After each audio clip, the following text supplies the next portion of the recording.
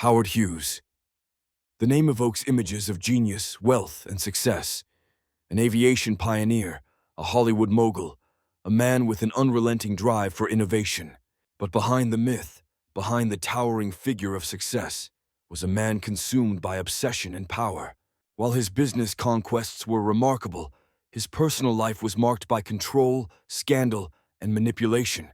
His relationships with Hollywood's brightest stars were not mere love affairs. They were power struggles, leaving many in their wake scarred and discarded. Beneath the glamour and the riches, there lurked something much darker. Ava Gardner, the epitome of old Hollywood glamour, fiercely independent, and one of Hughes's most passionate pursuits. Their relationship was anything but normal. Hughes showered her with gifts, praise, and attention, but it wasn't enough. He wanted control. Rumors surfaced that he wiretapped her phone and even hired men to follow her. The more Gardner pulled away, the tighter Hughes tried to hold on, but she refused to be dominated. Despite his wealth and power, Gardner fought for her independence, ultimately walking away from the man who wanted to own her. Then came Katharine Hepburn, a woman as strong-willed and ambitious as Hughes himself. Together, they were an odd match, two titans in their fields, both chasing greatness. For a time, Hughes used his influence to elevate Hepburn's career, financing her films and ensuring her success. But Hepburn, like Gardner, was not easily controlled. She thrived on freedom, and Hughes's attempts to control her career and life became suffocating. Eventually, she left, choosing her independence over his wealth. Jean Harlow, the blonde bombshell Hughes cast in Hell's Angels, wasn't just another actress to him. She was a symbol of his control over Hollywood. The film's scandalous content pushed boundaries, boosting Harlow's image but tarnishing her reputation. Hughes saw her as a tool to create buzz, and while the film made her a star, it also trapped her in a box she couldn't escape.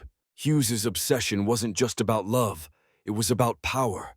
Power over careers, images, and women. And then there was Ginger Rogers, the beloved actress Hughes chased with relentless determination.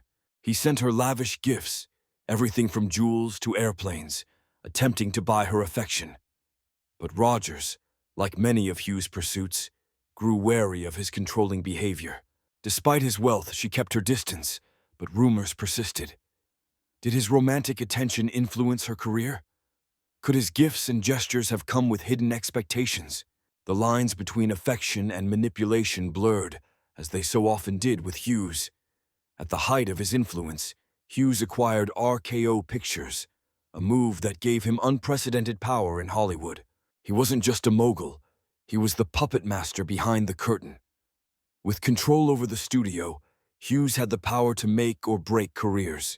Actresses he was romantically involved with were offered roles, while those who rejected him found themselves blacklisted, their careers in jeopardy. The studio became a toxic environment, dominated by Hughes' whims and paranoia. His micromanagement, particularly of the female stars, contributed to RKO's decline and left a trail of ruined reputations in its wake. But it wasn't just about career manipulation. Hughes' obsession with control extended far beyond the professional realm. Whispers of blackmail, surveillance, and coercion began to circulate. Some women were rumored to have stayed close to him, fearing what might happen to their careers if they didn't. Others spoke of Hughes blacklisting them if they dared to resist his advances, silencing them with contracts and threats. The imbalance of power was stark.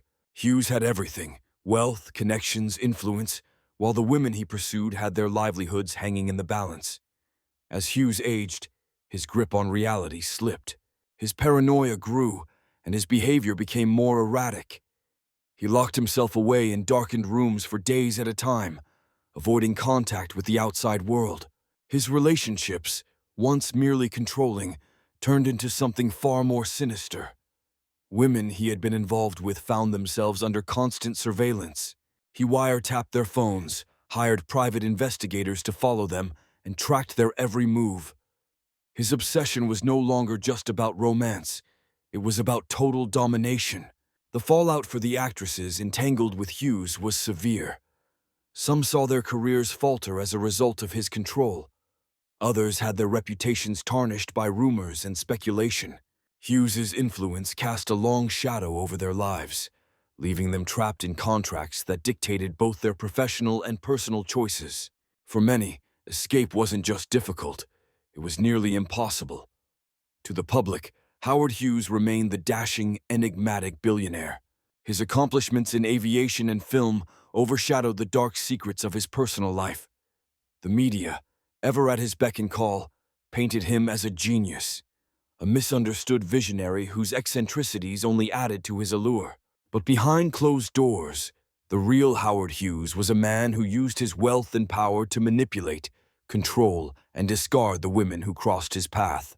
Some scandals managed to fly under the radar, hidden by Hughes's ability to buy silence and manipulate the press.